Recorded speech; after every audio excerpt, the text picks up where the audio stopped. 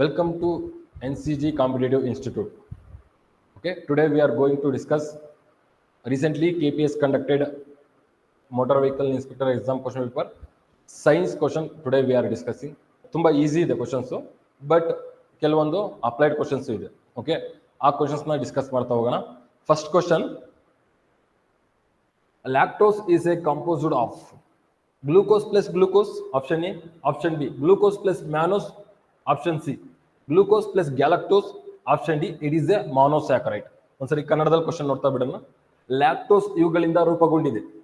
Glucose plus glucose, option 2 glucose plus mannose, option 3 glucose plus galactose, option 4 ಇದು ಮಾನೋಸ್ಯಾಕರೈಡ್ ಆಗಿದೆ.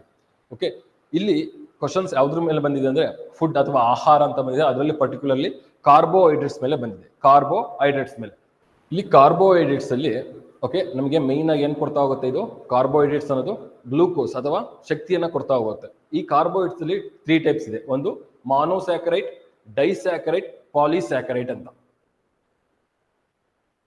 ಮಾನೋಸ್ಯಾಕರೈಡ್,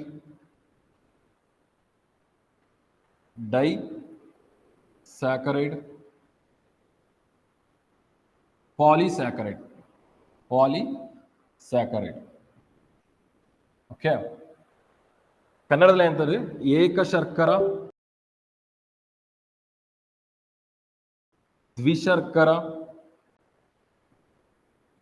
ಶರ್ಕರ ಮತ್ತೆ ಬಹುಶರ್ಕರ. ಅಂದ್ರೆ ಮಾನೋಮರ್ಸ್ ಅಂದ್ರೆ ಮಾನೋ ಅಂದ್ರೆ ಸಿಂಗಲ್ ಅಣು, ಡೈ ಅಂದ್ರೆ ಡಬಲ್ ಅಣುಗಳು, ಓಕೆ, ಪಾಲಿ ಅಂದ್ರೆ ತುಂಬಾ ಬಹಳ ಅಣುಗಳು ಇರ್ತವೆ ಅಂತ ಅರ್ಥ. ಹಾಗಾದ್ರೆ ಮಾನೋಸ್ಯಾಕರೈಡ್ಗೆ ಬೆಸ್ಟ್ ಎಕ್ಸಾಂಪಲ್ಸ್ ಯಾವ್ಯಾವುದು? ಗ್ಲೂಕೋಸ್. ಓಕೆ, ಗ್ಲೂಕೋಸ್ ಒಂದು ಮಾನೋಸ್ಯಾಕರೈಡ್ಗೆ ಬೆಸ್ಟ್ ಎಕ್ಸಾಂಪಲ್. ಈ ತರದ ಒಂದು ಗ್ಲೂಕೋಸ್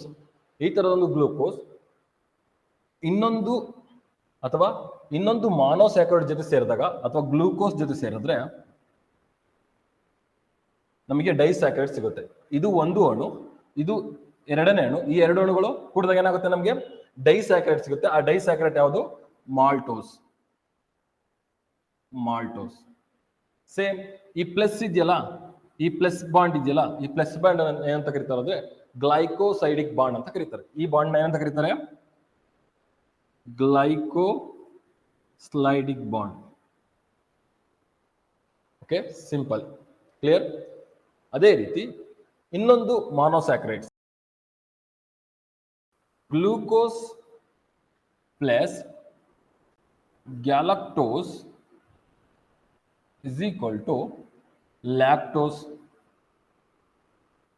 ಓಕೆ, ಈ ಗ್ಲೂಕೋಸ್ ಮತ್ತೆ ಗ್ಲೂಕೋಸ್ ಎರಡು ಸೇರಿ ಆಗ್ತಾ ಇದೆ, ಗ್ಯಾಲಕ್ಟೋಸ್ ಎರಡು ಸೇರಿ ಆಗ್ತಿದೆ, ಲ್ಯಾಕ್ಟೋಸ್ ಆಗ್ತಿದೆ. ಓಕೆ, ಈ ಒಂದು ಕ್ವಶನ್ ನ ಅವನು ಏನ್ ಮಾಡಿದಾನೆ ಕೇಳ್ತಾ ಬಂದಿದ್ದಾನೆ. ಗ್ಲೂಕೋಸ್ ಮತ್ತೆ ಗ್ಯಾಲಕ್ಟೋಸ್ ಆಗುತ್ತೆ ಅಂದ್ರೆ ಲ್ಯಾಕ್ಟೋಸ್ ಆಗುತ್ತೆ. ಇವುಗಳ ನಡುವೆ ಯಾವ ಬಾಂಡ್ ಇದೆ? ಇದು ಕೂಡ ಗ್ಲೈಕೋಸ್ಲೈಡಿಕ್ ಬಾಂಡ್. ಕ್ಲಿಯರ್. ಓಕೆ, ಈ ಮಾಲ್ಟೋಸ್ಗಳೆಲ್ಲ ಸೇರಿ ಅಥವಾ ತುಂಬಾ ಮಾಲ್ಟೋಸ್ಗಳು ಅಥವಾ ತುಂಬಾ ಗ್ಲೂಕೋಸ್ಗಳೆಲ್ಲ ಸೇರಿ ಏನಾಗುತ್ತೆ? ಪಾಲಿಸ್ಯಾಕರೈಡ್ಸ್ ಗಳಾಗ್ತವೆ. ಹಾಗಾದ್ರೆ ಆ ಪಾಲಿಸ್ಯಾಕರೈಡ್ಸ್ ಗಳು ಯಾವ್ಯಾವ ಆಗ್ತವೆ? Carbohydrates, ಸೆಲ್ಯುಲಾಸ್, starch. ಓಕೆ, ಈ ತರ. ಇನ್ನೊಂದು ಮಾನೋಸ್ಯಾಕರೈಡ್ ಹೇಳ್ಬೇಕಂದ್ರೆ ಗ್ಲೂಕೋಸ್ ಪ್ಲಸ್ ಫ್ರುಕ್ಟೋಸ್ ಸೇರಿ ಏನಾಗುತ್ತೆ? ಸುಕ್ರೋಸ್ ಆಗುತ್ತೆ. ಓಕೆ, ಅದನ್ನೇ ಕ್ವಶನ್ ಕೇಳಿದ್ದಾನೆ. ಇಲ್ಲಿ ಮಾನೋಸ್ಯಾಕರೈಡ್ ಮತ್ತೆ ಡೈಸ್ಯಾಕರೈಡ್ ಮತ್ತೆ ಪಾಲಿಸ್ಯಾಕರೈಡ್ ಮೇಲೆ ನಿಮಗೆ ತುಂಬಾ ಕ್ವಶನ್ಸ್ ಗಳು ರೈಸ್ ಆಗ್ತಾ ಬರ್ತವೆ. ಫಾರ್ ಎಕ್ಸಾಂಪಲ್, ನಿಮಗೆ ಕೇಳ್ತಾ ಹೋಗ್ತಾರೆ ಸ್ಟಾರ್ಚ್, ಸಸ್ಯಗಳಲ್ಲಿ ಕಾರ್ಬೋಹೈಡ್ರೇಟ್ಸ್ ಯಾವ ರೂಪದಲ್ಲಿ ಸ್ಟೋರ್ ಆಗುತ್ತೆ ಅಥವಾ ಯಾವ ರೂಪದಲ್ಲಿ ಸಂಗ್ರಹಣೆ ಆಗುತ್ತೆ ಅಂತ ಕೇಳ್ತಾ ಹೋಗ್ತಾನೆ. ಅವಾಗ ಏನಾಗ್ತಾ ಹೋಗುತ್ತೆ? ಅದು ಸ್ಟಾರ್ಚ್ ಆಗ್ತಾ ಬರುತ್ತೆ, ಪಿಸ್ಟಾ. ಓಕೆ, ಇದು ಒಂದು ಪಾಲಿಸ್ಯಾಕರೈಡ್ಸ್. ಅದೇ ರೀತಿ ಸಸ್ಯಗಳಲ್ಲಿ ಪಿಷ್ಟದ ರೂಪದಲ್ಲಿ ಸೇರಿದ್ರೆ, ಪ್ರಾಣಿಗಳಲ್ಲಿ ಗ್ಲೈಕೋಜನ್.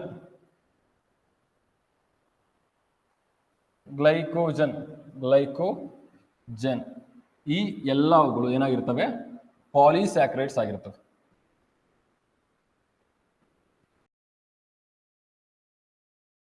ಕ್ಲಿಯರ್? ಓಕೆ, ಹಾಗಾದ್ರೆ ಈ ಕ್ವಶನ್ಗೆ ಆನ್ಸರ್ ಯಾವ್ದಾಗ್ತಾ ಬರುತ್ತೆ? ಲ್ಯಾಕ್ಟೋಸ್ ಇವುಗಳ ರೂಪುಗೊಂಡಿದೆ ಅಂದ್ರೆ ಲ್ಯಾಕ್ಟೋಸ್ ಗ್ಲೂಕೋಸ್ ಪ್ಲಸ್ ಗ್ಯಾಲಕ್ಟೋಸ್ ಗಳಿಂದ ರೂಪುಗೊಂಡಿದೆ. ಯಾವುದು ಆನ್ಸರು? ಲ್ಯಾಕ್ಟೋಸ್ ಗ್ಲೂಕೋಸ್ ಮತ್ತೆ ಗ್ಯಾಲಕ್ಟೋಸ್ ಗಳಿಂದ ರೂಪುಗೊಂಡಿದೆ. ಕರೆಕ್ಟ್ ಆನ್ಸರ್ ಇದಾಗ್ತಾ ಹೋಗುತ್ತೆ. ಓಕೆ, ಕಾರ್ಬೋಹೈಡ್ರೇಟ್ಸ್ ಏನಾಯ್ತು? ಕಾರ್ಬೋಹೈಡ್ರೇಟ್ಸ್ ನ ಮಾನೋಮರ್ ಯಾವುದು? ಗ್ಲೂಕೋಸ್. ಇದು ಮಾನೋಮರ್, ಕಾರ್ಬೋಹೈಡ್ರೇಟ್ಸ್ ನ ಮಾನೋಮರ್ಸ್. ಈ ಮಾನೋಮರ್ ಸೇರಿ ಏನಾಗುತ್ತೆ? ಪಾಲಿಮರ್ಸ್ ಆಗುತ್ತೆ. ಆ ಪಾಲಿಮರ್ ಯಾವುದು? ಕಾರ್ಬೋಹೈಡ್ರೇಟ್ಸ್. ಕಾರ್ಬೋಹೈಡ್ರೇಟ್ಸ್. ಈ ಸೆಂಟ್ರಲ್ ಬಾಂಡಿಂಗ್ ಮಾಡೋದು ಯಾವುದು? Glycosidic bond. Clear? Same. Protein ನ ಮಾನೋಮರ್ ಯಾವುದು? ನಾವು ನಮ್ಮ ದೇಹದ ಒಂದು ಬಿಲ್ಡಿಂಗ್ ಬ್ಲಾಕ್ಸ್ ಆಗಿರೋ ಪ್ರೋಟೀನ್ಸ್ ಗಳ ಮಾನೋಮರ್ ಯಾವ್ದಾಗಿರುತ್ತೆ? ಪ್ರೋಟೀನ್ ನ ಮಾನೋಮರ್ ಯಾವ್ದಾಗಿರುತ್ತೆ ಅಂದ್ರೆ ಯಾವುದು? ಅಮೈನೋ ಆಸಿಡ್ಗಳು. ಅಮೈನೋ ಆಸಿಡ್ಗಳು, ಆಸಿಡ್ಸ್, ಅಮೈನೋ ಆಸಿಡ್ಸ್. ಈ ಒಂದು ಅಮೈನೋ ಆಸಿಡ್ ಮಾನೋಮರ್ ಆಕ್ಟ್ ಮಾಡುತ್ತೆ. ಈ ತರದ ತುಂಬಾ ಅಮೈನೋ ಆಸಿಡ್ಗಳು ಬಾಂಡಿಂಗ್ ಆಗಿ ಏನಾಗ್ತಾ ಹೋಗುತ್ತೆ? ನಮ್ಗೆ ಪ್ರೋಟೀನ್ ಸಿಗ್ತಾ ಬರುತ್ತೆ. ಹಾಗಾದ್ರೆ ಬಾಂಡ್ ಯಾವ್ದಾಗಿರುತ್ತೆ? ಅದು ಎರಡು ಅಮೈನೋ ಆಮ್ಲಗಳ ಅಥವಾ ಮೂರು ಅಮೈನೋ ಆಮ್ಲಗಳನ್ನ ಹಿಡಿದಿಟ್ಟಿರುವ ಬಾಂಡಿಂಗ್ ಯಾವ್ದಾಗಿರುತ್ತೆ ಅಂದ್ರೆ peptide, polypeptide bond. Polypeptide bond, polypeptide bond, polypeptide bond ಆಗಿರುತ್ತೆ. ಓಕೆ, ಈ ಅಮೈನೋ ಆಮ್ಲಗಳ ಗುಂಪು ಸೇರೇನಾಗುತ್ತೆ? ಪ್ರೋಟೀನ್ ಆಗುತ್ತೆ. ಈ ಗ್ಲೂಕೋಸ್ಗಳ ಗುಂಪು ಸೇರೇನಾಗುತ್ತೆ? ಕಾರ್ಬೋಹೈಡ್ರೇಟ್ಸ್ ಆಗುತ್ತೆ. ಹಾಗಾದ್ರೆ ಲಿಪಿಡ್ಸ್ ಅಥವಾ ಫ್ಯಾಟ್ಸ್ ಗಳು ಯಾವ ರೀತಿ ಆಗ್ತಾ ಬರ್ತವೆ? ಹಾಗಾದ್ರೆ ಫ್ಯಾಟ್ಸ್ ನ ಮಾನೋಮರ್ ಯಾವಾಗಿರ್ತವೆ? Fatty acids. ಫ್ಯಾಟಿ ಆಸಿಡ್ಸ್ ಇವುಗಳು ಫ್ಯಾಟ್ ನ ಮಾನೋಮರ್ ಆಗಿರ್ತವೆ. ಅಥವಾ ಫ್ಯಾಟಿ ಗ್ಲಿಸರಾಯ್ಡ್ ಆಸಿಡ್ಗಳು ಫ್ಯಾಟ್ ನ ಮಾನೋಮರ್ ಆಗಿರ್ತವೆ. ಇವುಗಳು ಒಂದಕ್ಕೊಂದು ಜಾಯಿಂಟ್ ಆಗಿರ್ತವೆ, ಬಾಂಡಿಂಗ್ ಆಗಿ ಏನಾಗ್ತಾ ಹೋಗುತ್ತೆ? ನಮಗೆ ಫ್ಯಾಟ್ ಅಥವಾ ಲಿಪಿಡ್ಸ್ ಗಳು ಸಿಗ್ತಾ ಬರ್ತವೆ. ಆ ಬಾಂಡಿಂಗ್ ಯಾವುದು ಅಂದ್ರೆ ester bond. Ester bond. Fatty acid ಅಥವಾ ಫ್ಯಾಟಿ ಗ್ಲಿಸರಾಯ್ಡ್ ಆಸಿಡ್ಗಳು ಒಂದಕ್ಕೊಂದು ಬಾಂಡ್ ಆಗಿ ಏನಾಗುತ್ತೆ? ಇಸ್ಟರ್ ಬಾಂಡ್ ಇರ್ತವೆ ನಡುವಲ್ಲಿ, ಅವೇನಾಗ್ತವೆ? ಫ್ಯಾಟ್ಸ್ ಗಳಾಗ್ತವೆ. ಇವೆಲ್ಲ ಪಾಲಿಮರ್ಸ್. ಈ ಕಡೆ ಇರೋದೆಲ್ಲ ಮಾನೋಮರ್ಸ್. ಓಕೆ, ಇದ್ರ ಬಗ್ಗೆ ತುಂಬಾ ಕ್ವಶನ್ಸ್ ಕೇಳ್ತಾ ಇರ್ತಾರೆ, ನೀಟಾಗಿ ನೋಡ್ತಾ ಹೋಗಿ. ಓಕೆ, ಇದಕ್ಕೆ ಆನ್ಸರ್ ಗೊತ್ತಾಯ್ತಲ್ಲ? Glucose plus galactose. Next question, which is the longest bone in human body? ಇದನ್ನ ತುಂಬಾ ಸಲ ಕೇಳಿದ್ರೆ ಕ್ವಶನ್, ರಿಪೀಟೆಡ್ ಕ್ವಶನ್ ಇದು. ಮನುಷ್ಯನ ದೇಹದಲ್ಲಿರುವ ಉದ್ದನೆಯ ಮೂಳೆ ಯಾವುದು ಅಂದ್ರೆ ಫೀಮರ್. ಇದು ಎಲ್ಲಿರುತ್ತೆ? ತೈ ಬೋನ್ ಅಂತಾನು ಕರಿತಾ ಹೋಗ್ತೀವಿ ನಾವು. ಏನಂತ ಕರಿತೀವಿ ಇದನ್ನ? ತೈ ಬೋನ್ ಅಂತಾನು ಕರಿತಾ ಹೋಗ್ತೀವಿ. ನಮ್ಮ ಕಾಲಿನ ತೈ ಇದೆಯಲ್ಲ, ಆ ತೈ ಹತ್ರ ಈ ಒಂದು ಬೋನ್ ಪ್ರೆಸೆಂಟ್ ಆಗಿರುತ್ತೆ. ಇದು ಫೀಮರ್. ಹಾಗಾದ್ರೆ ಹ್ಯೂಮರ್ಸ್ ಯಾವುದು? ಹ್ಯೂಮರ್ಸ್ ಯಾವುದು? ಎಲ್ಲಿರುತ್ತೆ? ಈ ಹ್ಯೂಮರ್ಸ್ ಎಲ್ಲಿ ಬರ್ತಾ ಇರುತ್ತೆ ಅಂದ್ರೆ ನಮ್ಮ ತೋಳಿದೆಯಲ್ಲ, ಇಲ್ಲಿಂದ ಇಲ್ಲಿಗಿರೋದು ಹ್ಯೂಮರ್ಸ್. ಇಲ್ಲಿಂದ ಇಲ್ಲಿಗಿರೋದು ಹ್ಯೂಮರ್ಸ್ ಬೋನ್ ಆಗಿರುತ್ತೆ. ಓಕೆ, ಟಿಬಿಯಾ ಆದ್ರೆ ಆ ಟಿಬಿಯಾ ಅನ್ನೋದು ನೆಕ್ಸ್ಟ್ ಈ ತೈ ಬೋನ್ ಇಂದ ಕೆಳಗಡೆ ಬೋನ್ ಇರುತ್ತಲ್ಲ, ಕಾಲಿಂದ ಕೆಳಗಡೆ ಫುಲ್ಲು, ಆ ಬೋನ್ ಅನ್ನ ಟಿಬಿಯಾ ಅಂತ ಕರಿತಾ ಹೋಗ್ತೀವಿ. ಉದ್ದನೆ ಬೋನ್ ಇದು ಕೂಡ, ಬಟ್ ಆದ್ರೂ ಅದಕ್ಕಿಂತ ಉದ್ದ ಇರೋದು ಫೀಮರು. ಸ್ಟರ್ನಮ್ ಅಂದ್ರೆ ಈ ನಮ್ಮ ಎದೆಯ ಸೆಂಟ್ರಲ್ ಇರುತ್ತಲ್ಲ, ಆ ಒಂದು ಬೋನು ಸ್ಟರ್ನಮ್ ಆಗಿರುತ್ತೆ. ಓಕೆ, 206 ಬೋನ್ಸ್ ಗಳಿರ್ತವೆ ನಮ್ಮ ದೇಹದಲ್ಲಿ. ಆ 206 ಬೋನ್ಗಳಲ್ಲಿ ಅತಿ ಉದ್ದವಾದ ಬೋನ್ ಯಾವುದು? ಫೀಮರ್. ಆದ್ರೆ ಅತಿ ಚಿಕ್ಕದಾದ ಒಂದು ಬೋನ್ ಯಾವ್ದಾದ್ರೆ ಸ್ಟೆಫಿಸ್. ಎಲ್ಲಿರುತ್ತೆ? ನಮ್ಮ ಕಿವಿಯಲ್ಲಿರುವ ಒಂದು ಸ್ಟೆಫಿಸ್ ಅತಿ ಚಿಕ್ಕದಾದ ಒಂದು ಬೋನ್ ಆಗಿರುತ್ತೆ. Clear? Okay, the long distance migratory bird among the following. ಅತಿ ದೂರದ ವಲಸೆ ಅಕ್ಕಿ ಈ ಕೆಳಗಿನಲ್ಲಿ ಯಾವುದು? Arctic turn. ಆರ್ಕಿಟಿಕ್ ಟರ್ನ್ ಅನ್ನೋದು ಅತಿ ಹೆಚ್ಚು ದೂರ ವಲಸೆ ಹೋಗುವ ಒಂದು ಪಕ್ಷಿ ಆಗಿರುತ್ತೆ. ಇದು ನಮ್ಮ ಭೂಮಿಯ ಓಕೆ ಉತ್ತರ ನಾರ್ತ್ ಪೋಲ್ ಇಂದ ಸೌತ್ ಪೋಲ್ ವರೆಗೂ ವಲಸೆ ಬರ್ತಾ ಹೋಗುತ್ತೆ. ನಾರ್ತ್ ಪೋಲ್ ಇಂದ ಸೌತ್ ಪೋಲ್ ವರೆಗೂ ವಲಸೆ ಬರ್ತಾ ಹೋಗುತ್ತೆ. ನಿಯರ್ಲಿ 94,000 ಕಿಲೋಮೀಟರ್ ಅದು 1 year ಅಲ್ಲಿ ಏನ್ ಮಾಡ್ತಾ ಹೋಗುತ್ತೆ? ಮೈಗ್ರೇಟ್ ಮಾಡ್ತಾ ಹೋಗುತ್ತೆ. ಅದಕ್ಕೋಸ್ಕರ ಆರ್ಕಿಟಿಕ್ ಟರ್ನ್ ಅನ್ನೋದು ಅತಿ ದೂರ ವಲಸೆ ಹೋಗುವ ಅಕ್ಕಿ ಆಗಿರುತ್ತೆ. ಅತಿ ದೂರ ವಲಸೆ ಹೋಗುವ ಅಕ್ಕಿ ಆಗಿರುತ್ತೆ. ರಿವರ್ ಟರ್ನ್, ಸ್ಪೋರ್ಟ್ ಬಿಲ್ ಕುಕ್ಕರೆ, ಮತ್ತೆ ತೆರೆದ ಕೊಕ್ಕಿನ ಕುಕ್ಕರೆ ಅಥವಾ ಅದು ಓಪನ್ ಬಿಲ್ ಪೆಲಿಕಾಲ್, ಇವೆಲ್ಲವೂ ಕೂಡ ಅವು ಅತಿ ಹೆಚ್ಚು ದೂರ ಹೋಗ್ತವೆ. ಬಟ್ ಇದೇ ಲಾಂಗೆಸ್ಟ್ ದೂರ ಹೋಗ್ತಾ ಹೋಗುತ್ತೆ. ಯಾವುದು? ಆರ್ಕಿಟಿಕ್ ಟರ್ನ್ ಅನ್ನೋದು ಲಾಂಗೆಸ್ಟ್ ದೂರ ವಲಸೆ ಹೋಗುವ ಒಂದು ಪಕ್ಷಿಯಾಗಿದೆ. Clear guys? ನೆಕ್ಸ್ಟ್, ಫಲಿತಗೊಂಡ ಅಂಡದ ಪಾರಿಭಾಷಿಕ ಟೆಕ್ನಿಕಲ್ ಪದ. For example technical terms for fertilised egg ನ ಒಂದು ಟೆಕ್ನಿಕಲ್ ಪದ ಯಾವುದು ಅಂತ ಕೇಳ್ತಾ ಇದ್ದಾರೆ. Any guess guys? 4 ಆನ್ಸರ್ಗಳು ನೋಡಿದ್ರೆ ಆಪ್ಷನ್ಗಳು ಸೇಮ್ ಕಾಣಿಸ್ತಾ ಇದಾವೆ. ಆನ್ಸರ್ ಯಾವುದು ಅಂದ್ರೆ ಝೈಗೋಟ್ ಅಥವಾ ಯುಗ್ಮಾಣು ಅಂತ ಕರಿತೀವಿ. ಹೇಗ್ ಸರ್ ಇದು ಆನ್ಸರ್ ಯುಗ್ಮಾಣು ಆಗ್ತಾ ಬರುತ್ತೆ ಅಂದ್ರೆ, ಫಾರ್ ಎಕ್ಸಾಂಪಲ್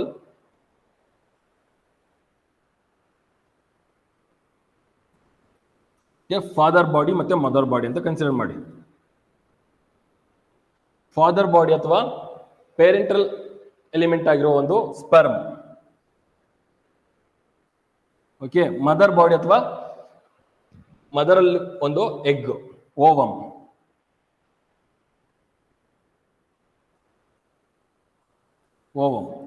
ಈ ಎರಡು ಏನಾಗ್ತವೆ ಸಂಯೋಗ ಅಥವಾ ಇಂಟರ್ಲಿಕ್ ಆದಾಗ ಎರಡರಲ್ಲಿ ಏನಾಗುತ್ತೆ, ಒಂದು ಸೆಲ್ ಕ್ರಿಯೇಟ್ ಆಗುತ್ತೆ. ಆ ಸೆಲ್ ನಾವೇನಂತ ಕರಿತೀವಿ? ಝೈಗೋಟ್ ಅಂತ ಕರಿತೀವಿ. ಈ ಸೆಲ್ ನಾವೇಂತ ಕರಿತೀವಿ? ಝೈಗೋಟ್ ಅಂತ ಕರಿತೀವಿ. ಕ್ಲಿಯರ್? ಈ cell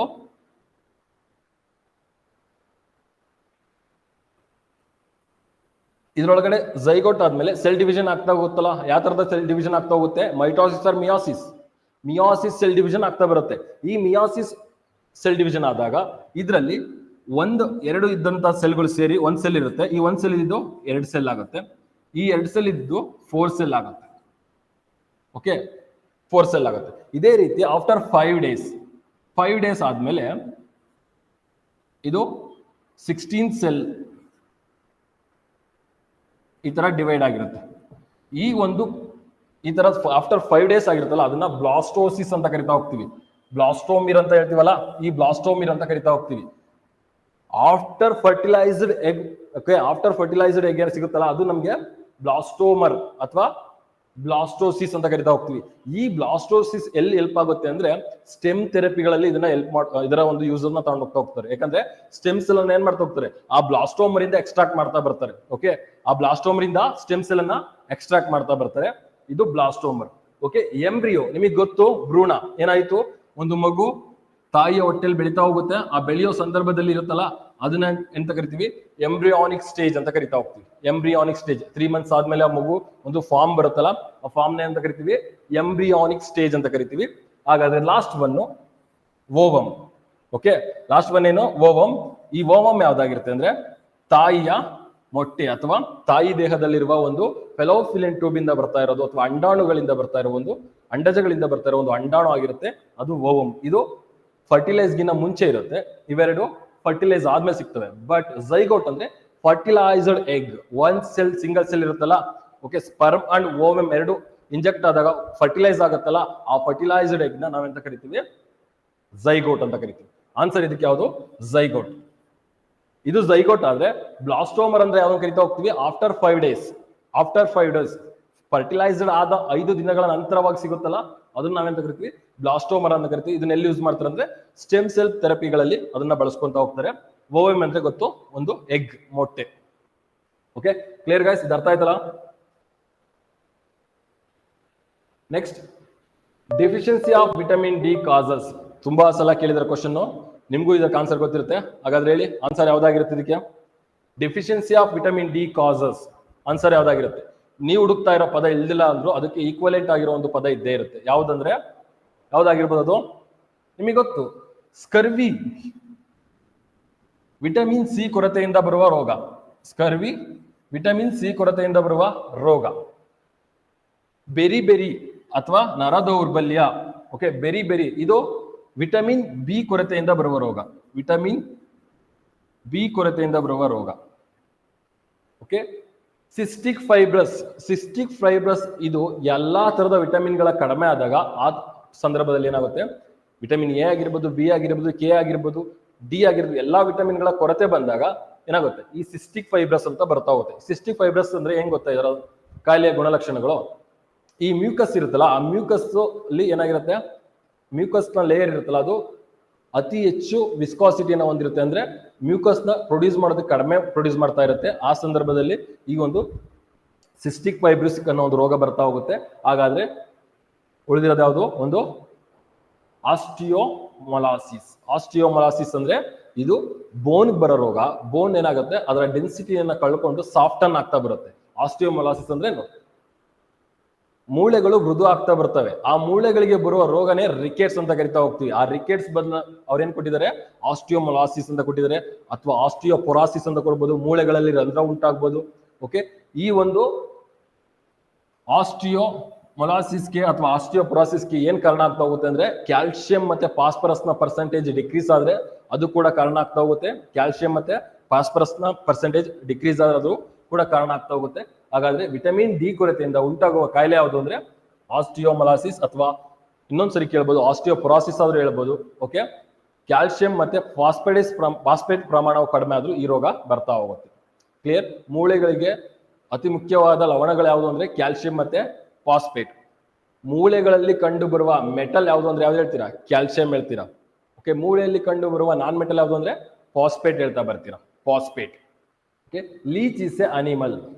leach is A animal. ನಿಮಗೆ ಗೊತ್ತು, ನಮ್ಮಲ್ಲಿ 2 ಟೈಪ್ಸ್ ಆಫ್ ನ್ಯೂಟ್ರಿಷನ್ ಸಿಸ್ಟಮ್ ಇದೆ. ಒಂದು ಆಟೋಟ್ರೋಪಿಕ್ ನ್ಯೂಟ್ರಿಯನ್ ಸಿಸ್ಟಮ್, ಇನ್ನೊಂದು ಪ್ಯಾರಾಸೈಟಿಕ್ ನ್ಯೂಟ್ರಿಯನ್ ಸಿಸ್ಟಮ್. ಆಟೋಟ್ರೋಪಿಕ್ ಅಲ್ಲಿ ತಮ್ಮ ಆಹಾರವನ್ನ ತಾವೇ ತಯಾರಿಸ್ಕೊಂತ ಅವಕ್ಕೆ ನಾವೆಂತ ಕರಿತೀವಿ? ಆಟೋಟ್ರೋಪ್ಸ್ಗಳಂತ ಕರಿತೀವಿ. ತಮ್ಮ ಆಹಾರಕ್ಕೋಸ್ಕರ ಬೇರೆ ಒಂದು ಜೀವಿಯನ್ನ ಅವಲಂಬಿತವಾಗಿದ್ರೆ ಅವನ್ನ ನಾವು ಹೆಟೆರೋಟ್ರೋಪ್ಸ್ ಅಂತ ಕರಿತೀವಿ. ಸ್ವಪೋಷಣೆ ಮತ್ತೆ ಪರಪೋಷಣೆ. ಸ್ವಪೋಷಣೆಯಲ್ಲಿ ಬರೋದಂದ್ರೆ ಯಾವುದು? ಸಸ್ಯಗಳು ಮತ್ತೆ ಕೆಲವೊಂದು ಶೈವಲಗಳು ಬರ್ತಾ ಹೋಗ್ತವೆ, ಕೆಲವೊಂದು ಬ್ಯಾಕ್ಟೀರಿಯಾಗಳು ಬರ್ತಾ ಹೋಗ್ತವೆ. ಪರಪೋಷಣೆ ಅಥವಾ ಹೆಟೆರೋಟ್ರೋಪ್ಸ್ ಅಲ್ಲಿ ಬರೋದು ಮಿಕ್ಕಂತ ಎಲ್ಲಾ ಜೀವಿಗಳು, ಮಾನವ ಆಗಿರ್ಬೋದು, ಪ್ರಾಣಿಗಳಾಗಿರ್ಬೋದು, ಓಕೆ, ಉಭಯವಾಸಿಗಳಾಗಿರ್ಬೋದು, ಆಂಬಿಫಿಯನ್ಸ್ ಆಗಿರ್ಬೋದು, ರೆಪ್ಟೈಲ್ಸ್ ಆಗಿರ್ಬೋದು, ಫಿಶಸ್ ಆಗಿರ್ಬೋದು, ಇವೆಲ್ಲ ಏನಾಗ್ತವೆ? ಹೆಟೆರೋಟ್ರೋಪ್ಸ್ ಅಲ್ಲಿ ಬರ್ತಾ ಹೋಗ್ತವೆ. ಅದರಲ್ಲಿ ಹೆಟೆರೋಟ್ರೋಪ್ಸ್ ಅಲ್ಲಿ ಪರ್ಟಿಕ್ಯುಲರ್ಲಿ ನಮಗೆ ಬರ್ತಾ ಹೋಗುತ್ತೆ ಯಾವುದು? ಇದು ಸ್ಯಾಂಗಿಯೋರಸ್, ಸ್ಯಾಂಗಿಯೋರಸ್, ಕಾರ್ನಿಯೋರಸ್, ಅರ್ಬಿಯೋರಸ್, ಓಮಿನಿಯೋರಸ್ ಅಂತ ಬರ್ತಾ ಹೋಗ್ತವೆ. ಅಂದ್ರೆ ಬರೀ ಸಸ್ಯಗಳನ್ನೇ ತಿನ್ನುವ ಪ್ರಾಣಿಗಳಿಗೆ ಸಸ್ಯಾಹಾರಿಗಳು ಅಂತ ಕರಿತೀವಿ. ಸಸ್ಯ ಮತ್ತೆ ಮಾಂಸಗಳನ್ನು ತಿನ್ನುವ ಪ್ರಾಣಿಗಳಿಗೆ ಮಿಶ್ರಾಹಾರಿಗಳಂತ ಕರಿತೀವಿ. ಮಾಂಸವನ್ನೇ ತಿನ್ನುವ ಪ್ರಾಣಿಗಳಿಗೆ ಮಾಂಸಾಹಾರಿಗಳಂತ ಕರಿತೀವಿ. ನೆಕ್ಸ್ಟ್ ರಕ್ತವನ್ನು ಕುಡಿಯುವ ಪ್ರಾಣಿಗಳಿಗೆ ಸ್ಯಾಂಗಿಯೋರಸ್ ಅಂತ ಕರಿತಾ ಹೋಗ್ತೀವಿ. ಯಾವ್ದು ಆನ್ಸರ್? ಅದು ಸ್ಯಾಂಗಿಯೋರಸ್. ಗ್ರಾನಿಯೋರಸ್ ಅಂತ ಬರುತ್ತೆ, ಗ್ರಾನಿಯೋರಸ್. ಗ್ರಾನಿಯೋರಸ್.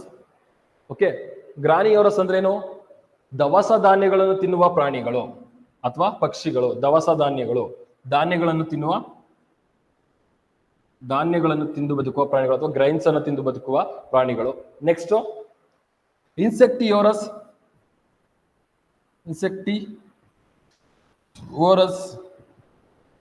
ಅಂದ್ರೆ ಕೀಟಗಳನ್ನು ತಿಂದು ಬದುಕುವ ಪ್ರಾಣಿಗಳು. ಕೀಟಗಳನ್ನು ತಿಂದು ಬದುಕುವ ಪ್ರಾಣಿಗಳಲ್ಲ, ಪ್ಲಾಂಟ್ಸ್. ಕೀಟಗಳನ್ನು ತಿಂದು ಬದುಕುವ ಪ್ಲಾಂಟ್ಸ್ ಆಗಿರ್ತವೆ, ಇನ್ಸೆಕ್ಟಿಯೋರಸ್ ಆಗಿರ್ತವೆ. ಹಾಗಾದ್ರೆ ಇನ್ಸೆಕ್ಟಿಯೋರಸ್ಗೆ ಫಾರ್ ಎಕ್ಸಾಂಪಲ್ ಯಾವ ಹೇಳ್ತಾ ಹೋಗ್ತೀರಾ? ನೆಪಂಥಿಸ್, ಡ್ರಾಸೆರಾ, ಓಕೆ, ವೀನಸ್ ಫ್ಲೈಟ್ರಾಪ್, ಊಜಿ ಗಿಡ. ಓಕೆ, ಇವೆಲ್ಲ ಏನಾಗ್ತವೆ? ಕೀಟಗಳನ್ನು ತಿಂದು ಕೀಟಗಳ ಮುಖಾಂತರವಾಗಿ ನೈಟ್ರೋಜನ್ ಅನ್ನ ಪಡಿತಾ ಹೋಗ್ತವೆ. ಕೀಟಗಳನ್ನ ಏನಕ್ಕೆ ಅವು ಅಂಟಿಂಗ್ ಮಾಡ್ತವೆ ಅಂದ್ರೆ ನೈಟ್ರೋಜನ್ ಪರ್ಪಸ್ಗೋಸ್ಕರ ಅವು ಅಂಟಿಂಗ್ ಮಾಡ್ತಾ ಹೋಗ್ತವೆ. Okay, clear? ಅರ್ಥ ಆಯ್ತಾ?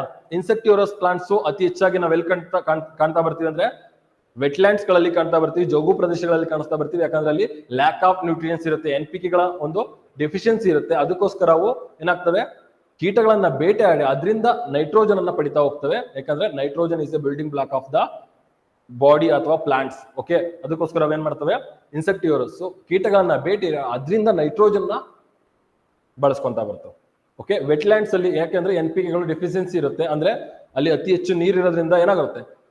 ಬಸಿತ ಆಗ್ತಾ ಇರುತ್ತೆ, ಪೋಷಕಾಂಶಗಳ ಬಸಿತ ಆಗ್ತಾ ಇರುತ್ತೆ. ಅಂದ್ರೆ ಕೆಳಗಡೆ ಅಬ್ಸರ್ವ್ ಮಾಡ್ತಾ ಇರುತ್ತೆ ಪೋಷಕಾಂಶಗಳನ್ನ. ಅದಕ್ಕೋಸ್ಕರ ಅಲ್ಲಿ ಬೇರುಗಳಿಗೆ ಪೋಷಕಾಂಶಗಳ ಕೊರತೆ ಇರೋದ್ರಿಂದ ಅವೇನ್ ಮಾಡ್ತವೆ? ತಮ್ಮ ಒಂದು ಟ್ರಾಪಿಂಗ್ ಸಿಸ್ಟಮ್ ನ ಯೂಸ್ ಮಾಡಿ ಇನ್ಸೆಕ್ಟ್ ಗಳನ್ನ ಹಿಡಿದು ಆ ಇನ್ಸೆಕ್ಟಿಯೋರಸ್ ಪ್ಲಾಂಟ್ಸ್ ಗಾಗಿ ಕನ್ವರ್ಟ್ ಆಗ್ತವೆ. ಇದನ್ನ ಮೆಟಮಾರ್ಫಿಸಮ್ ಅಂತ ಕರಿತಾ ಹೋಗ್ತೀವಿ, ರೂಪಾಂತರ ಅಂತ ಕರಿತೀವಿ. ಅಲ್ಲಿನ ಪರಿಸರಕ್ಕೆ ತಕ್ಕಂತೆ ಆ ಒಂದು ಜೀವಿಗಳು ತಮ್ಮ ರೂಪಾಂತರವನ್ನ ಮಾಡಿಕೊಂತ ಬರ್ತವೆ. Okay, clear? ಹಾಗಾದ್ರೆ ಆನ್ಸರ್ ಯಾವ್ದು? ಲೀಚ್. ಲೀಚ್ ಒಂದು ರಕ್ತಹಾರಿ ಪ್ರಾಣಿ. ಯಾಕಂದ್ರೆ ನಿಮಗೆ ಗೊತ್ತು, ಜಿಗಣೆ ನೋಡಿದ್ರಲ್ಲ, ಜಿಗಣೆಯನ್ನ ಹತ್ತಿಸ್ಕೊಂಡಾಗ ಅವೇನ್ ಮಾಡ್ತವೆ? ರಕ್ತ ಮಾತ್ರ ಕುಡಿತಾ ಹೋಗ್ತವೆ, ಅದರಲ್ಲೂ ವೇಸ್ಟೇಜ್ ರಕ್ತವನ್ನ ಕುಡಿತಾ ಹೋಗ್ತವೆ. ಅದಕ್ಕೋಸ್ಕರ ನ್ಯಾಚುರಲ್ ಡಾಕ್ಟರ್ ಅಂತ ಕರಿತಾ ಹೋಗ್ತಾರೆ. ಇದನ್ನ ಏನಂತ ಕರಿತಾ ಹೋಗ್ತಾರೆ? ನ್ಯಾಚುರಲ್ ಡಾಕ್ಟರ್ ಅಂತ ಕರಿತಾ ಹೋಗ್ತಾರೆ. ಲೀಚು ಒಂದು ಬಯೋ ಇಂಡಿಕೇಟರ್ಸ್. ಲೀಚ್ ಒಂದೇನು ಬಯೋ ಇಂಡಿಕೇಟರ್ಸ್ ಆಗಿ ವರ್ಕ್ ಮಾಡ್ತಾ ಹೋಗುತ್ತೆ. ಫ್ರೆಶ್ ವಾಟರ್ ಗಳಲ್ಲಿ ಮಾತ್ರ ಇರ್ತಾ ಹೋಗುತ್ತೆ. ಓಕೆ, ಓಕೆ, ರಕ್ತಹಾರಿಗಳು ಬಯೋ ಇಂಡಿಕೇಟರ್ಸ್ ಆಗಿರುತ್ತೆ, ರಕ್ತವನ್ನ ಕುಡಿದು ಬದುಕುವ ಒಂದು ಪ್ರಾಣಿಯಾಗಿರುತ್ತೆ ಇದು. ಅದಕ್ಕೋಸ್ಕರ ಇದನ್ನ ಸ್ಯಾಂಗಿಯೋರಸ್ ಅಂತ ಕರಿತೀವಿ. ದವಸ ಧಾನ್ಯಗಳನ್ನು ತಿಂದು ಬದುಕುವ ಪ್ರಾಣಿಗಳಿಗೆ ಅಥವಾ ಪಕ್ಷಿಗಳಿಗೆ ಗ್ರಾನಿಯೋರಸ್ ಅಂತ ಕರಿತೀವಿ. ಇನ್ಸೆಕ್ಟ್ ಗಳನ್ನ ತಿಂದು ಬದುಕುವ ಸಸ್ಯಗಳಿಗೆ ನಿಮ್ಗೆ ಗೊತ್ತಿರೋ ತರ ಇನ್ಸೆಕ್ಟಿಯೋರಸ್ ಅಂತ ಕರಿತಾ ಹೋಗ್ತೀವಿ. ಹಾಗಾದ್ರೆ ಕಾರ್ನಿಯೋರಸ್ ಅಂದ್ರೆ ಮಾಂಸವನ್ನು ತಿಂದು ಬದುಕುವ ಪ್ರಾಣಿ, ಅರ್ಬಿಯೋರಸ್ ಅಂದ್ರೆ ಸಸ್ಯಾಹಾರಿ, ಓಮಿನಿಯೋರಸ್ ಅಂದ್ರೆ ಮಿಶ್ರಾಹಾರಿ. ಹಾಗಾದ್ರೆ ಫುಡ್ ಚೈನ್ ಅಲ್ಲಿ ಪ್ರೈಮರಿ ಕನ್ಸ್ಯೂಮರ್ಸ್ ಆಲ್ವೇಸ್ ಏನಾಗಿರ್ತವೆ? Anyone guys? ಫುಡ್ ಚೈನ್ ಅಲ್ಲಿ ಒಂದು ಫುಡ್ ಚೈನ್ ಅಂತ ಬಂದಾಗ ಆ ಫುಡ್ ಚೈನ್ ಅಲ್ಲಿ ಪ್ರಥಮ ಭಕ್ಷಕರು ಯಾವಾಗಲೂ ಏನಾಗಿರ್ತಾರೆ? ಆಲ್ವೇಸ್ ಏನಾಗಿರ್ತಾರೆ ಅಂದ್ರೆ ಸಸ್ಯಾಹಾರಿಗಳಾಗಿರ್ತಾರೆ. ಫುಡ್ ಚೈನ್ ಅಲ್ಲಿ ಪ್ರಥಮ ಭಕ್ಷಕರು ಯಾವಾಗಲೂ ಏನಾಗಿರ್ತಾರೆ? ಸಸ್ಯಾಹಾರಿಗಳಾಗಿರ್ತಾರೆ. ಓಕೆ, ಅರ್ಥ ಆಯ್ತಲ್ಲ ಈ question? Next, largest live stock breeding training and research institute in Asia is located at. ಏಷ್ಯಾದ ಅತಿ ದೊಡ್ಡ ಜಾನುವಾರು ವಂಶಾಭಿವೃದ್ಧಿ ತರಬೇತಿ ಹಾಗೂ ಸಂಶೋಧನಾ ಸಂಸ್ಥೆ ಎಲ್ಲಿದೆ? ಹರಿಯಾಣದ ಇಸ್ಸಾರದಲ್ಲಿದೆ.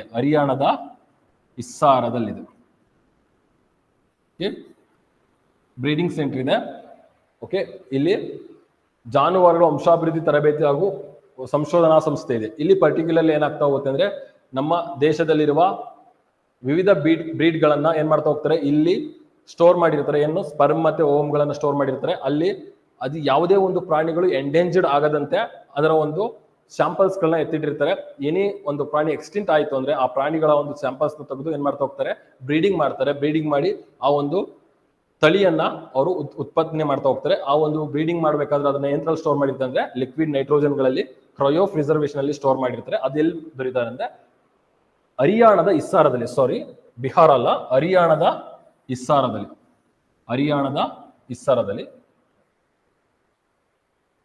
Next, the unit of electric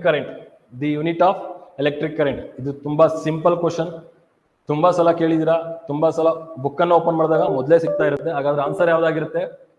ampere, volt, ohms ಮತ್ತೆ ಕೂಲಮ್. ಆನ್ಸರ್ ಯಾವ್ದಾಗಿರುತ್ತೆ? Any guess guys?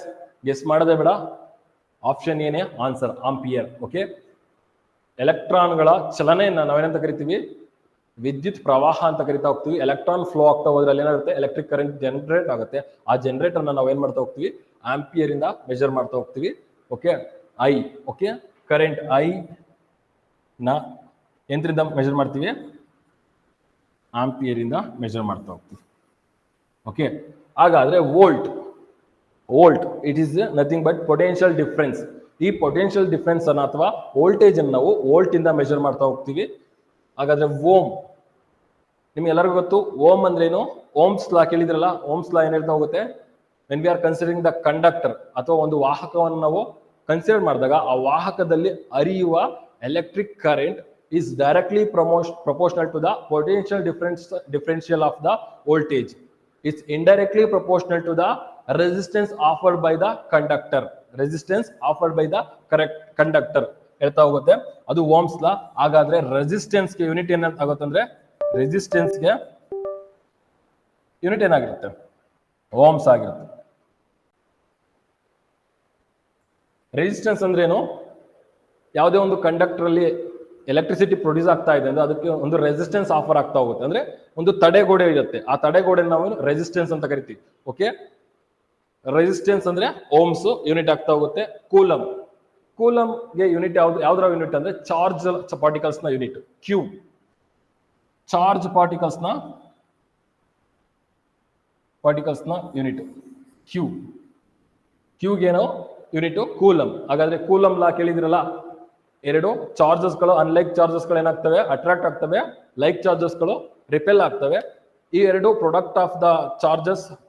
Okay, charging force is equal to product of the charges is directly proportional to the force exhibited in the unit divided by two R square ಅಥವಾ distance square ಆಗ್ತಾ ಹೋಗುತ್ತೆ.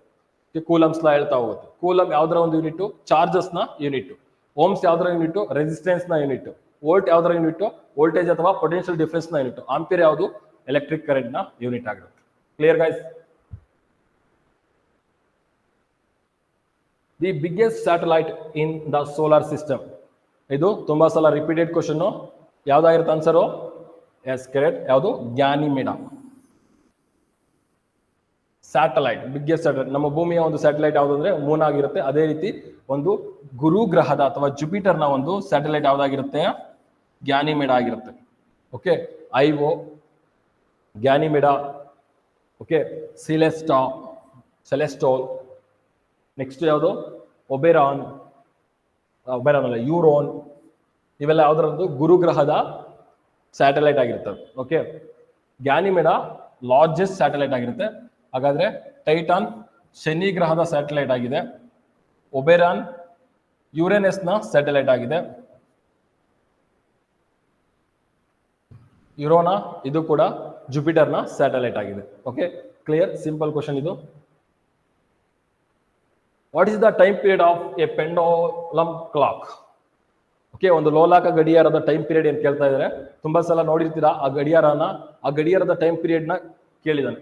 ಇದು some applied question, ಇದು applied question. ಯಾಕಂದ್ರೆ ಈ ತರದ question first time ನೋಡ್ತಾ ಇರೋದು.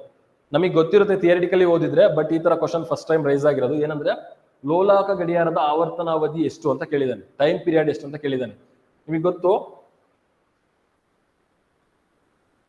ಇದು ಪೆಂಡೋಲಮ್. ಈ ಪೆಂಡೋಲಮ್ ಈ ಕಡೆ ಬಂದು ಈ ಕಡೆ ಹೋಗುತ್ತೆ.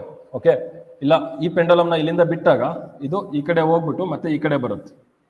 ಓಕೆ, ಇದನ್ನ ಏನಂತ ಕರಿತೀವಿ, ಒನ್ ಸೈಕಲ್ ಅಂತ ಕರಿತೀವಿ. ಒನ್ ಸೈಕಲ್ ಆಸಿಲೇಷನ್ ಅಂತ ಕರಿತಾ ಹೋಗ್ತೀವಿ. ಓಕೆ, ಇಲ್ಲಿಂದ ಇಲ್ಲಿಗೆ 2 ಟೈಮ್ ಹಿಂಗ್ ರಿಪೀಟೆಡ್ ಆಗುತ್ತಲ್ಲ, ಅದರ ಟೈಮ್ ಪೀರಿಯಡ್, ಅದು ತೆಗೆದುಕೊಂಡ ಟೈಮ್ ನ ಎಂತ ಕರಿತೀವಿ, ಟೈಮ್ ಪೀರಿಯಡ್ ಅಂತ ಕರಿತೀವಿ. ಓಕೆ, ಟ್ರಾವೆಲಿಂಗ್ ಡಿಸ್ಟೆನ್ಸ್ ಎಷ್ಟಾಗಿರುತ್ತೆ, ಎಲ್ಲ ಆಗಿರುತ್ತೆ. ಆ 2L ಗೆ ಎಷ್ಟು ಟೈಮ್ ಪೀರಿಯಡ್ ಆಗಿದೆ ಅಂತ ಕೇಳ್ತಾ ಹೋಗ್ತಾನೆ. ಓಕೆ, ಈ ಒಂದು ಪೆಂಡುಲಮ್ ಈ ಕಡೆ ಬಂದು ಈ ಕಡೆ ಬರೋದಕ್ಕೆ ಎಷ್ಟು ಟೈಮ್ ತಗೊಂಡಿದೆ ಅದನ್ನ ಟೈಮ್ ಪೀರಿಯಡ್ ಅಂತ ಕರಿತೀವಿ. ಟೈಮ್ ಪೀರಿಯಡ್ ಅಂದ್ರೆ ಇಲ್ಲಿಗೆ ಬರೋದಕ್ಕೆ 1 ಸೆಕೆಂಡ್ ತಗೊಳುತ್ತೆ, ಇಲ್ಲಿಂದ ಇಲ್ಲಿಗೆ ಬರೋದಕ್ಕೆ 2 ಸೆಕೆಂಡ್ ತಗೊಳುತ್ತೆ. ಹಾಗಾದ್ರೆ 2 ಸೆಕೆಂಡ್ ಟೈಮ್ ಪೀರಿಯಡ್ ಆಗುತ್ತೆ. 2 ಸೆಕೆಂಡ್ ಟೈಮ್ ಪೀರಿಯಡ್ ಆಗುತ್ತೆ. ಅದೇ ರೀತಿ ಅಡ್ಜಸ್ಟ್ ಮಾಡಿರ್ತಾರೆ ಯಾವ್ದ್ರಲ್ಲಿ, ಪೆಂಡುಲಮ್ ಕ್ಲಾಕ್ ಅಲ್ಲಿ. ಯಾಕೆ ಆ ರೀತಿ ಅಡ್ಜಸ್ಟ್ ಮಾಡಿರ್ತಾರೆ ಅಂದ್ರೆ, ಈ ಪೆಂಡುಲಮ್ ಕ್ಲಾಕ್ ಅನ್ನ ಒಂದು ಗೇರ್ ಲಿವರ್ಗೆ ಏನ್ ಮಾಡಿರ್ತಾರೆ, ಅಡ್ಜಸ್ಟ್ ಮಾಡಿರ್ತಾರೆ. ಈ ರೀತಿ ಗೇರ್ ಲಿವರ್ಗೆ ಅಡ್ಜಸ್ಟ್ ಮಾಡಿರ್ತಾರೆ. ಇಲ್ಲೇನಿರುತ್ತೆ, ಒಂದು ಈ ಕ್ಲಾಕ್ ಇರುತ್ತೆ, ಪೆಂಡುಲಮ್ ಅಡ್ಜಸ್ಟೆಂಟ್ ಕ್ಲಾಕ್ ಇರುತ್ತೆ. ಇದಕ್ಕೆ ಇಲ್ಲಿ ಲಾಕ್ ಆಗುತ್ತೆ, ಇದು ಇಲ್ಲಿ ಲಾಕ್ ಆಗುತ್ತೆ. ಓಕೆ, ಇದು ಈ ಕಡೆ ಬಂದಾಗ ಇದು ರಿಲೀಸ್ ಆಗುತ್ತೆ, ಇದು ಲಾಕ್ ಆಗುತ್ತೆ. ಇದು ಈ ಕಡೆ ಹೋದಾಗ ಇದು ರಿಲೀಸ್ ಆಗುತ್ತೆ, ಇದು ಲಾಕ್ ಆಗುತ್ತೆ. ಅದೇ ರೀತಿ ರಿಲೀಸ್ ಲಾಕ್ಗೆ 1 ಸೆಕೆಂಡ್ ತಗೊಳುತ್ತೆ. ಈ ಕಡೆ ಹೋದ್ 1 ಸೆಕೆಂಡ್, ಈ ಕಡೆ ಹೋದ್ 1 ಸೆಕೆಂಡ್, ಅದರಿಂದ ಇದು 2 ಸೆಕೆಂಡ್ ತಗೊಂತಾ ಬರುತ್ತೆ ಟೈಮ್. ಓಕೆ, ಆಸಿಲೇಷನ್ ಅಲ್ಲಿ ಬರ್ತಾ ಹೋಗುತ್ತೆ. ಇದು time period is equal to 2 second answer.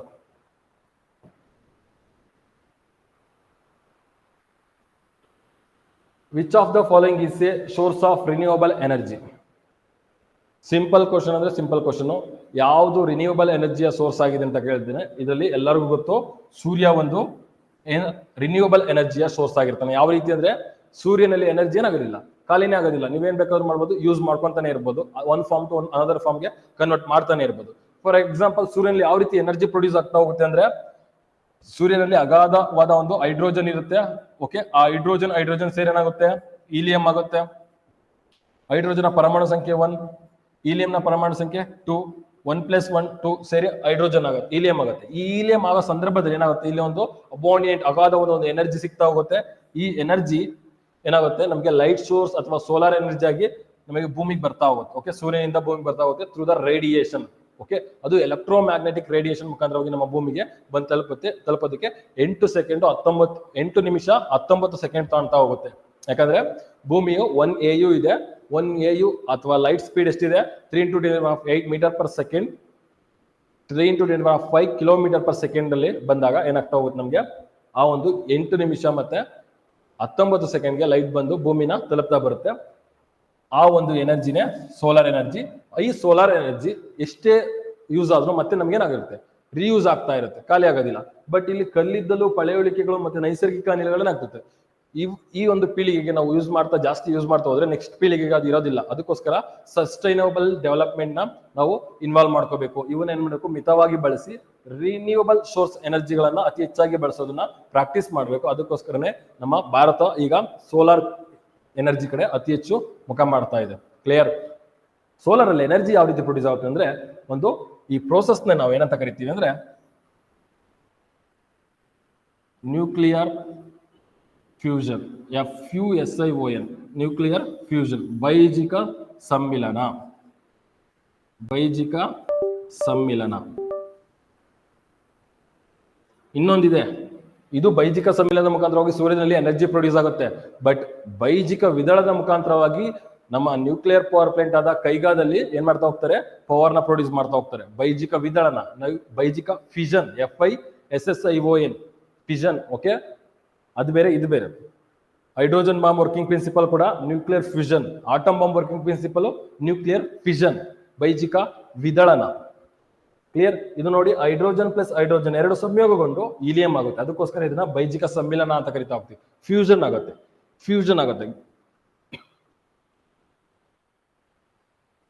According to Newton's law of gravitation, gravitational force is, okay, Newton ನ ಗುರುತ್ವಾಕರ್ಷಣ ಬಲ ಅಥವಾ ಯೂನಿವರ್ಸಲ್ ಗ್ರಾವಿಟೇಷನಲ್ ಲಾ ಏನ್ ಹೇಳ್ತಾ ಹೋಗುತ್ತೆ ಅಂದ್ರೆ, ಈ ಒಂದು ಯೂನಿವರ್ಸ್ ಅಲ್ಲಿ ಯಾವುದೇ ಎರಡು ಕಾಯಗಳೇನಾಗ್ತಾ ಹೋಗ್ತವೆ, ಒಂದಕ್ಕೊಂದು ಅಟ್ರಾಕ್ಷನ್ ಆಗ್ತಾ ಹೋಗ್ತವೆ. ಆ attraction is nothing but gravitational force ಅಥವಾ ಅಟ್ರಾಕ್ಷನ್ ಫೋರ್ಸ್ ಅಂತ ಕರಿತೀವಿ. ಆ attraction force is equal to ಆ ಒಂದು ಎರಡು ಕಾಯಗಳ ಏನಿರುತ್ತೆ ಮಾಸ್ ಇರುತ್ತಲ್ಲ, ಆ ಮಾಸ್ಗಳ ಗುಣಲಬ್ಧಕ್ಕೆ ಮತ್ತೆ ಅದರ ಡಿಸ್ಟೆನ್ಸ್ಗೆ ವಿಲೋಮಾನುಪಾತದಲ್ಲಿ ಇರುತ್ತೆ ಅಂತ ಹೇಳ್ತಾ ಹೋಗ್ತಾರೆ.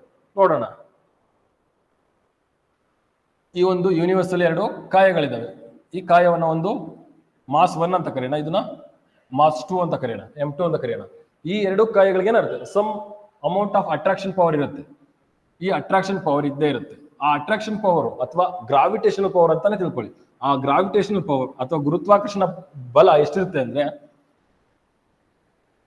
ಇಸ್ ಈಕ್ವಲ್ ಟು ಈ ಎರಡು ಕಾಯಗಳ ಗುಣಲಬ್ಧಕ್ಕೆ M1 into M2 divided by ಈ ಎರಡು ಕಾಯಗಳ ನಡುವಿನ ಡಿಸ್ಟೆನ್ಸ್ ಇದೆಯಲ್ಲ, ಇದರ ಸ್ಕ್ವೇರ್ಗೆ ವಿಲೋಮಾನುಪಾತದಲ್ಲಿರ್ತದೆ.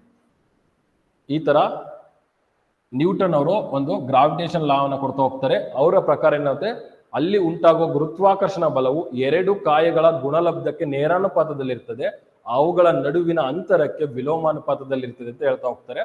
ಅದೇ G is equal to M1 into M2 divided by D square. Total is gravitational power is equal to G into M1 into M2 divided by D square. ಇದನ್ನ universal gravitational constant ಅಂತ ಕರಿತಾ ಹೋಗ್ತೀವಿ. Universal gravitational constant ಅಂತ ಕರಿತಾ ಹೋಗ್ತೀವಿ. Okay, ಹಾಗಾದ್ರೆ answer ಯಾವ್ದಾಗುತ್ತೆ?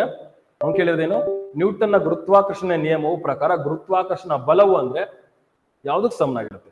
ಇಲ್ಲಿ ನೋಡಿ, M1 ಇಂಟು M2ಗೆ ಏನಾಗಿದೆ, ಎರಡು ದ್ರವ್ಯರಾಶಿಗಳ ಗುಣಾಕಾರಕ್ಕೆ ಅನುಪಾತದಲ್ಲಿರುತ್ತದೆ. ಎರಡು ದ್ರವ್ಯರಾಶಿಗಳ ಗುಣಾಕಾರಕ್ಕೆ ನೇರಾನುಪಾತದಲ್ಲಿರುತ್ತದೆ. ಎರಡು ದ್ರವ್ಯರಾಶಿಗಳ ಗುಣಾಕಾರಕ್ಕೆ ವಿಲೋಮಾನುಪಾತದಲ್ಲಿರುತ್ತದೆ ಅಂತ ಕೊಟ್ಟಿದ್ದಾನೆ. ಎರಡು ದ್ರವ್ಯರಾಶಿಯ ಸಂಕಲನಕ್ಕೆ ಅನುಪಾತದಲ್ಲಿರುತ್ತದೆ ಅಂತ ಕೊಟ್ಟಿದ್ದಾನೆ. ಎರಡು ದ್ರವ್ಯರಾಶಿಗಳ ವಿಭಜನೆಗೆ ಅನುಪಾತದಲ್ಲಿರುತ್ತದೆ ಅಂತ ಕೊಟ್ಟಿದ್ದಾನೆ. ಆನ್ಸರ್ ಯಾವ್ದಾಗಿರುತ್ತದೆ?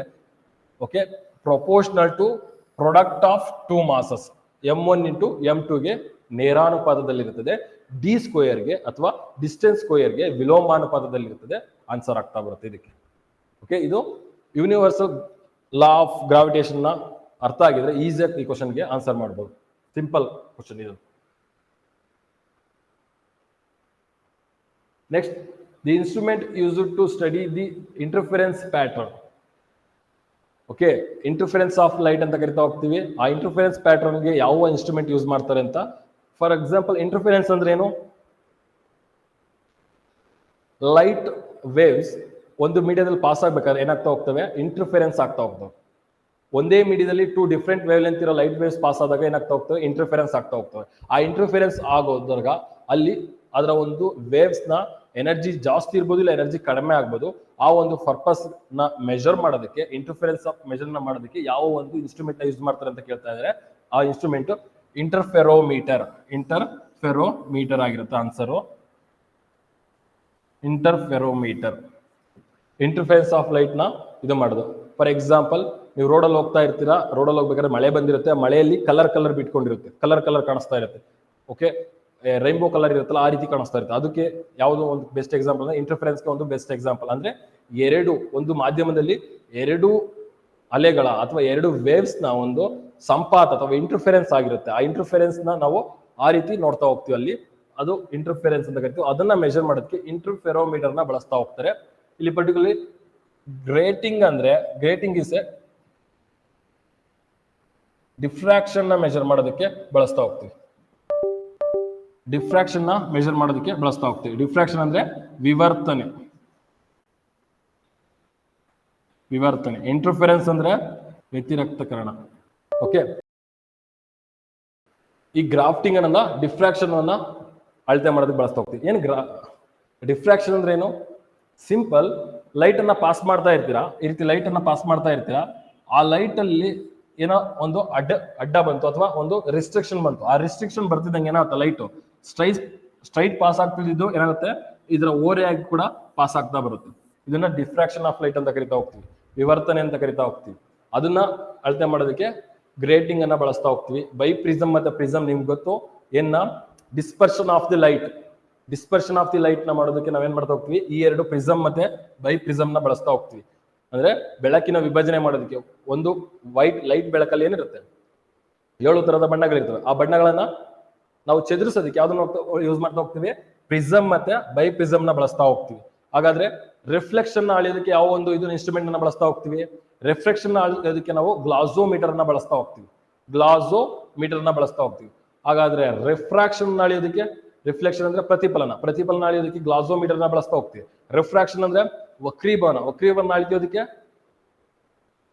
ಗೋನೋಮೀಟರ್ ಅಥವಾ ಸ್ಪೆಕ್ಟ್ರೋಮೀಟರ್ ಗಳನ್ನ ಬಳಸ್ತಾ ಹೋಗ್ತೀವಿ. ಅದರಲ್ಲಿ ರಿಫ್ರಾಕ್ಟಿವ್ ಇಂಡೆಕ್ಸ್ ಅನ್ನು ಕೂಡ ನಾವು ಯೂಸ್ ಮಾಡ್ಕೊಂತ ಹೋಗ್ತೀವಿ. ಓಕೆ, ಈ ತರದ ಡಿಫ್ರೆಂಟ್ ಲೈಟ್ ಫೆನಾಮಿನಾಗಳನ್ನ ಬಳಸೋದಕ್ಕೆ ಲೈಟ್ ಮೀಟರ್ಗಳು ಇರ್ತವೆ. ಒಂದ್ಸರಿ ಅದ್ರ ಬಗ್ಗೆ ಸ್ಟಡಿ ಮಾಡಿ ನೋಟ್ ಮಾಡ್ಕೊಳ್ಳಿ. ಕ್ಲಿಯರ್? ಸ್ಕ್ಯಾಟ್ರಿಂಗ್ ಅನ್ನ ಅಳಿಸೋದಕ್ಕೂ ಅಷ್ಟೇ, ಸ್ಪೆಕ್ಟ್ರೋಮೀಟರ್ ಮತ್ತೆ ಸ್ಕ್ಯಾಟ್ರಿಂಗ್ ಆಫ್ ದಿ ಲೈಟ್ ನ ಅಳಿಯೋದಕ್ಕೆ ಏನ್ ಮಾಡ್ತೀವಿ, ಸ್ಪೆಕ್ಟ್ರೋಮೀಟರ್ ಅಥವಾ ಯಾವುದು ಸ್ಕ್ಯಾಟ್ರೋಮೀಟರ್ ಅಂತ ಇನ್ನೊಂದು ಬರುತ್ತೆ, ಸ್ಕ್ಯಾಟ್ರೋಮೀಟರ್ ನ ಬಳಸ್ತಾ ಹೋಗ್ತೀವಿ. ಇವೆಲ್ಲದನ್ನು ಸ್ಕ್ಯಾಟ್ರಿಂಗ್ ಆಫ್ ದಿ ಲೈಟ್ ಅಳಿಯೋದಕ್ಕೂ ಬಳಸ್ತಾ ಹೋಗ್ತೀವಿ.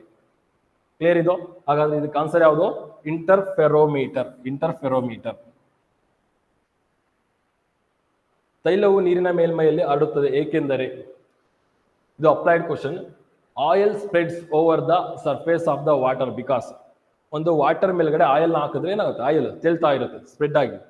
ರೀಸನ್ ಏನು ಅಂತ ಅವನು ಆಪ್ಷನ್ ಕೊಟ್ಟಿದ್ದಾನೆ. Oil has more surface tension than water.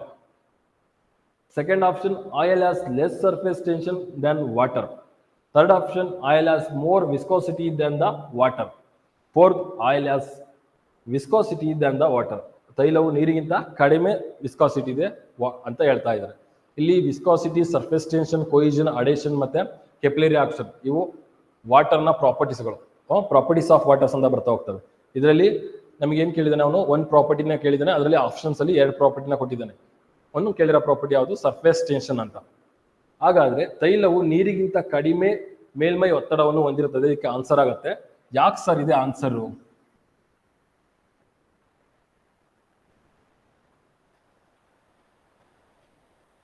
Okay, water ಇದೆ ಅನ್ಕೊಳ್ಳಿ.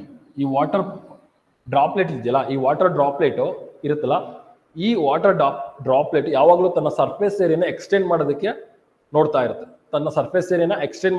ಇರುತ್ತೆ. ಅದಕ್ಕೋಸ್ಕರನೇ ವಾಟರ್ ಯಾವ highest surface tension. Okay, water ಅಲ್ಲಿ ಏನಿರುತ್ತೆ, ಹೈಯೆಸ್ಟ್ ಸರ್ಫೇಸ್ ಟೆನ್ಷನ್ ಇರುತ್ತೆ. ಅದಕ್ಕೋಸ್ಕರ ನೀವು ಒಂದು ಪೇಪರ್ನ ವಾಟರ್ ಮೇಲೆ ಹಾಕಿದ್ರೆ ಏನಾಗುತ್ತೆ, ಅದು ತೇಲ್ತಾ ಬರುತ್ತೆ, ಮುಳುಗೋದಿಲ್ಲ.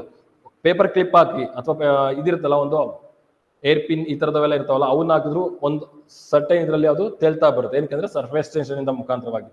ಈ ಸರ್ಫೇಸ್ ಟೆನ್ಷನ್ ಅಂದ್ರೆ ಕೋಯಿಷನ್ ಪವರ್ ಇರುತ್ತಲ್ಲ, ಆ ಕೋಯಿಷನ್ ಪವರ್ ನ ಎಕ್ಸ್ಟೆಂಡ್ ಮಾಡೋದಕ್ಕೆ ನೋಡ್ತಾ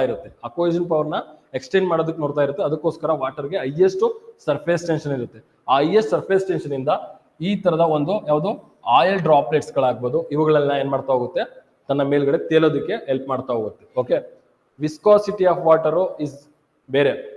okay, surface tension of the water ಬೇರೆ. ಈಗ ಫಾರ್ ಎಕ್ಸಾಂಪಲ್, ಆಯಿಲ್ ಮತ್ತೆ ವಾಟರ್ನ ಎರಡು ಫ್ಲೋ ಮಾಡಿದಾಗ ಆಯಿಲ್ ನಿಧಾನವಾಗಿ ಫ್ಲೋ ಆಗುತ್ತೆ, ವಾಟರ್ ಜೋರಾಗಿ ಫ್ಲೋ ಆಗುತ್ತೆ, ಸ್ಪೀಡಾಗಿ ಫ್ಲೋ ಆಗುತ್ತೆ. ಏನಕ್ಕೆ, ಅದು ವಿಸ್ಕಾಸಿಟಿ ಮೋರ್ ಯಾವ್ದು, ಆಯಿಲ್ದು, ವಿಸ್ಕಾಸಿಟಿ ಲೆಸ್ ವಾಟರ್ದು. ಬಟ್ ಇಲ್ಲಿ ಸರ್ಫೇಸ್ ಟೆನ್ಷನ್ ಮೋರ್ ವಾಟರ್ದು, ಸರ್ಫೇಸ್ ಟೆನ್ಷನ್ ಲೆಸ್ ಯಾವ್ದು, ಆಯಿಲ್ದು. ಅದಕ್ಕೋಸ್ಕರನೇ ಆಯಿಲ್ ಏನ್ ಮಾಡ್ತಾ ಹೋಗುತ್ತೆ, ವಾಟರ್ ಮೇಲ್ಗಡೆ ತೇಲ್ತಾ ಬರುತ್ತೆ. ಆನ್ಸರ್ ಇದಕ್ಕೆ oil is a less surface tension than water. ವಾಟರ್ದು ಹೈಯೆಸ್ಟ್ ಸರ್ಫೇಸ್ ಟೆನ್ಷನ್ ಇರುತ್ತೆ.